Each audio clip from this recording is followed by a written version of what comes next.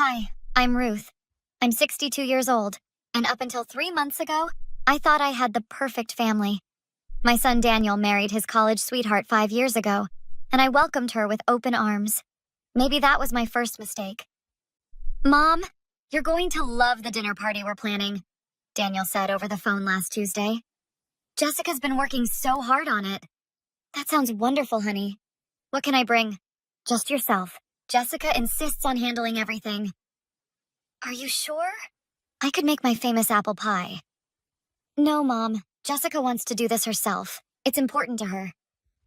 I should have heard the edge in his voice, but I didn't. Or maybe I didn't want to. When I arrived at their house Friday evening, several guests were already there. Jessica greeted me at the door with a smile that didn't reach her eyes. Ruth, you're here, she said flatly. Thank you for having me, dear. The house looks beautiful. It should. I spent all week cleaning. She turned away before I could respond. My friend Margaret, who'd arrived just before me, squeezed my arm. Don't let her get to you, she whispered. What do you mean? Ruth, come on. You can't tell me you haven't noticed how she treats you. She's just stressed with the party planning, Margaret, if you say so. Inside, I mingled with the other guests, Daniel's coworkers and some of Jessica's friends. Everyone seemed to be having a pleasant time until I accidentally bumped into Jessica in the kitchen. Watch where you're going, she snapped. I'm so sorry, dear. I didn't see you there. Of course you didn't. You never see anything, do you? Her voice was loud enough that several guests turned to look. Jessica, I don't understand. Have I done something to upset you? Don't play innocent with me. You think you're so perfect, don't you? Daniel's precious mother who can do no wrong. I don't think that at all. I just want us to get along. Get along? You want to get along? She laughed bitterly. You've been trying to control Daniel's life since the day we met. Always calling, always suggesting things, always being the perfect mother. Daniel rushed into the kitchen. Jess, what's going on? Your mother is what's going on. She's always in our business, always around. Mom visits once a month, Jessica. That's hardly invasive. Once a month, too many. Jessica's face flushed red. I'm sick of pretending I can stand her. The kitchen had gone completely silent. Margaret stood in the doorway with another guest, both looking shocked. Jessica, please, I said quietly. Let's talk about this privately. No, I'm done being quiet. I'm done pretending. You make me sick, Ruth. You and your fake kindness and your perfect little life. Before I could respond, she spat directly in my face. The room erupted. Margaret gasped. Daniel stood frozen. Jessica's friend Emily covered her mouth in horror. Did she just... Margaret started. Get out, Jessica said to me, her voice cold. Get out of my house. I stood there, humiliated, with her saliva running down my cheek. Daniel finally moved. Mom, I'm so sorry. Jessica, what the hell? Don't you dare defend her. She goes or I go. I wiped my face with a napkin, my hands shaking. I'll leave. Ruth, no. Daniel reached for me. It's fine, honey. I'll call you tomorrow. Margaret followed me out. Ruth, you can't just let this go. She assaulted you, in front of witnesses. What am I supposed to do, Margaret? Press charges. She spit on you. That's assault. She's my daughter-in-law, Daniel's wife. And she just humiliated you in front of a dozen people. Ruth, listen to me. I saw her face. This wasn't a one-time thing. This is who she is. We sat in my car for 20 minutes while Margaret talked to me, really talked to me. She told me about things she'd witnessed over the years. Snide comments, Jessica rolling her eyes when I wasn't looking, the way she'd make plans with Daniel that deliberately excluded me. Why didn't you tell me before? Would you have believed me? You wanted to see the best in her. The next morning, my phone rang at 7. It was Daniel. Mom, can I come over? Of course. He arrived 30 minutes later, looking exhausted. I didn't sleep last night. Jessica locked herself in the bedroom and won't talk to me. Daniel, we need to talk about what happened. I know. Mom, I'm so sorry. I don't know what came over her. Don't you? Be honest with me. Has she done things like this before? He was quiet for a long moment. Not exactly like that, but yeah, she says things about you sometimes. I thought she was just venting. What kinds of things? That you're overbearing? That you call too much? That you judge her cooking, her cleaning, everything? Do you think I'm overbearing? No, Mom, you're the least overbearing person I know. You barely visit. You always ask before calling. I don't know where she gets this stuff. Margaret arrived an hour later with coffee and pastries. How are you holding up? I've been better. Daniel's here. Good. Daniel, you saw what your wife did to your mother. What are you going to do about it? I don't know. I talked to her this morning, finally. She says Mom provoked her. Provoked her? Margaret's voice rose. Ruth bumped into her in a crowded kitchen. That's provocation for assault? I'm just telling you what she said. What else did she say? I asked. That she's been unhappy for years. That she feels like she's competing with you for my attention. That she can't take it anymore. So instead of talking about it like an adult, she spit in your mother's face in front of guests, Margaret said. Real mature. I'm not defending her, Margaret. I'm trying to figure out what to do. My phone buzzed. It was Emily, Jessica's friend from the party. Ruth, can I talk to you? It's important. Of course, Emily. Not over the phone. Can I come by? 30 minutes later, Emily sat in my living room, nervous and apologetic. I should have said something sooner. Years sooner, honestly. About what? About Jessica. Ruth, she's been saying terrible things about you for as long as I've known her. To anyone who'll listen. What kinds of things? That you're manipulative. That you try to break up her and Daniel. That you're jealous of their relationship. She tells these stories about you that make you sound like a monster. But none of that's true, Daniel said. I know that now. Last night I saw the real Jessica. And I saw you, Ruth. You were nothing but kind to her, even when she was screaming at you. The person Jessica described and the person I met are completely different. Why are you telling me this? I asked.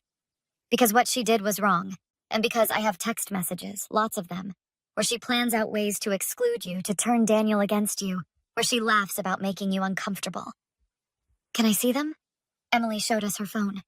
Message after message of Jessica mocking me, planning ways to limit my contact with Daniel, celebrating small victories when she convinced him to skip a visit with me. This is insane, Daniel said, reading over my shoulder. Mom, I had no idea. There's more, Emily continued. Do you remember your birthday dinner 6 months ago, when Daniel said Jessica was sick? Yes. She wasn't sick. She went out with friends that night. She showed me photos. She said she'd rather do anything than spend an evening pretending to like you. Daniel's face went pale. She told me she had food poisoning. I stayed home to take care of her. I'm sorry, Daniel, but you need to know who you married. After Emily left, Daniel paced my living room. What do you want to do, Mom? What do you mean? Margaret's right. What Jessica did was assault. You could press charges. She's your wife. She spit on my mother. His voice cracked. She's been lying to me for years, poisoning me against you. I don't even know who she is anymore. Margaret spoke up. Ruth, you need to think about this carefully. If you don't do something, she'll think she can treat you this way forever. But it'll destroy Daniel's marriage. Mom, Daniel said quietly. I think my marriage destroyed itself. I just didn't want to see it. Monday morning, I filed a police report with Margaret by my side. The officer took my statement and contacted the witnesses from the party. By that afternoon, Jessica was being questioned. Daniel called me at 3. She wants to talk to you, Mom. I don't think that's a good idea. Please, just hear her out. She's devastated. Against my better judgment, I agreed to meet at their house with Margaret and Daniel present. Jessica looked terrible. Red eyes, no makeup, hair pulled back messily. Ruth, I'm so sorry. I don't know what came over me. Please, can we just forget this happened? Forget? You spit in my face, Jessica. I was stressed. The party, the pressure, I snapped. But I love you. You're my mother-in-law. Don't lie to her, Margaret interjected. We've seen the text messages. We know what you really think. Jessica's face hardened. Who showed you those? Does it matter? I asked. Emily's right, isn't she? You've hated me from the beginning. I don't hate you, You're suffocating. Always around, always perfect. How am I supposed to compete with that? Compete? Daniel said. Mom's not your competition, Jess. She's my mother. There's room in my life for both of you. There always has been. That's easy for you to say. You don't see how she looks at me, like I'm not good enough for you. I have never looked at you that way, I said firmly. I welcomed you into our family. I've bent over backward to make you comfortable. And this is how you repay me? I said I was sorry. Sorry doesn't undo what you did. Sorry doesn't erase years of lying and manipulation. So what? You're going to press charges? Destroy my life over one mistake? One mistake? Jessica, you planned this. Emily showed me the messages where you talked about putting me in my place. This wasn't a snap decision. You've been building to this. Jessica's expression shifted from apologetic to angry. Fine. You want to play hardball? My lawyer says spitting isn't even a real crime. It's your word against mine. Except 12 people saw it, Margaret said. Including your own friends. They'll back me up. They're my friends. Emily won't, I said. She already gave her statement to the police. Jessica lunged toward me, and Daniel grabbed her arm. You bitch! You turned my friends against me! Back off, Jessica, Daniel warned. Don't make this worse. Worse? How could it be worse? You're choosing her over me. You're the one who chose this path. You assaulted my mother. Jessica shoved Daniel hard. He stumbled back into the coffee table. Margaret immediately pulled out her phone and started recording. Don't you dare record me! Jessica screamed, reaching for the phone. Stay back, Margaret commanded. I'm documenting everything now. This is harassment. Both of you need to leave my house. Your house? Daniel said, rubbing his back where he'd hit the table. My name's on the deed too, Jessica, and you just assaulted me on video. Jessica's face went white. I barely touched you. Looks like assault to me, Margaret said, still recording. Ruth, we should go. Daniel, are you safe here? I'm coming with you, Daniel said. Jess, we're done. I want you out by the end of the week. You can't kick me out. This is my home. Actually, I can. The house was my inheritance from my father. Your name isn't on anything. And now I have video evidence of you assaulting me, plus 12 witnesses to you assaulting my mother. Get a lawyer, Jessica. You're going to need one. The following week moved quickly. Jessica was charged with 2 counts of assault. One for spitting on me, one for shoving Daniel. Her lawyer tried to get the charges dropped, claiming it was a family dispute, but with video evidence and multiple witnesses, the prosecutor moved forward. I sat in the courtroom with Daniel and Margaret as Jessica pleaded no contest. The judge was not sympathetic. Mrs. Patterson, you committed assault in front of multiple witnesses, including your own guests. This shows a pattern of aggressive behavior and lack of respect for the law. Your Honor, my client has no prior record. Your client assaulted her mother-in-law and then assaulted her husband when confronted. I'm ordering anger management classes, community service, and a restraining order prohibiting contact with the victims. Jessica turned to look at us, her face contorted with rage. This is all your fault, Ruth. You destroyed my marriage. No, I said calmly. You destroyed it yourself. Outside the courthouse, Emily waited with 2 other guests from the party. We wanted to make sure you're okay, Emily said. Jessica tried calling all of us, asking us to change our stories. Thank you for telling the truth. It wasn't hard. What she did was wrong. We all saw it. Daniel put his arm around my shoulders. Mom, I'm so sorry I didn't see this sooner. You loved her. You wanted to believe the best in her. I should have listened to you. I never said anything against her. Exactly. You never did. Even when she was awful to you, you stayed kind. I should have noticed that. Margaret joined us. So what's next for you, Ruth? I'm moving forward. I've wasted enough time being hurt by Jessica's hatred. And you, Daniel? Divorce papers are filed. I'm staying with Mom for a while until I find my own place. Starting over, I guess. A week later, Jessica showed up at my house despite the restraining order. I watched through the window as she rang the doorbell repeatedly. Ruth, please, I just want to talk. I've lost everything. Daniel won't answer my calls. My friends won't speak to me. I'm all alone. I opened the door with my phone in hand, ready to call 911. Jessica, you have a restraining order. Leave now, or I'm calling the police. Don't you have any compassion?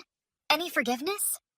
I have plenty of both, but not for someone who spent years tormenting me and then physically assaulted me when I got too close in a crowded kitchen. It was a mistake. No, it was a choice. You made dozens of choices that led to this moment, and now you're facing the consequences. Please, I'll do anything. I'll go to therapy. I'll apologize to everyone. Just drop the restraining order and talk to Daniel for me. I won't. You had countless opportunities to treat me with basic respect, and you chose cruelty every time. I'm done giving you chances. You're heartless. No, I'm finally standing up for myself. Something I should have done years ago. Goodbye, Jessica. I closed the door and called the police to report the restraining order violation. Through the window, I watched her drive away. Daniel came downstairs. Was that her? Yes. She wanted me to convince you to take her back. And? I told her no. Your life is your decision, but I won't advocate for someone who treated us both so poorly. Good. Because I'm done too. I filed for divorce yesterday. My lawyer says it should be final in 6 months. Margaret called that evening. I heard Jessica violated the restraining order. She did. The police have it documented. Good. Ruth, I'm proud of you. You handled this with so much grace. I just did what needed to be done. No, you did more than that. You stood up for yourself while staying true to who you are. That's not easy. 3 months later, Daniel moved into his own apartment. He seemed happier, lighter. We had dinner once a week, sometimes more. Mom, thank you for not letting this break us. You're my son. Nothing could break us. Jessica tried, but she failed. We toasted to new beginnings, to truth, and to family that doesn't require perfect people, just honest ones. What would you do if a family member assaulted you? Would you press charges or try to forgive? Share your thoughts in the comments below, and don't forget to like and subscribe for more true stories.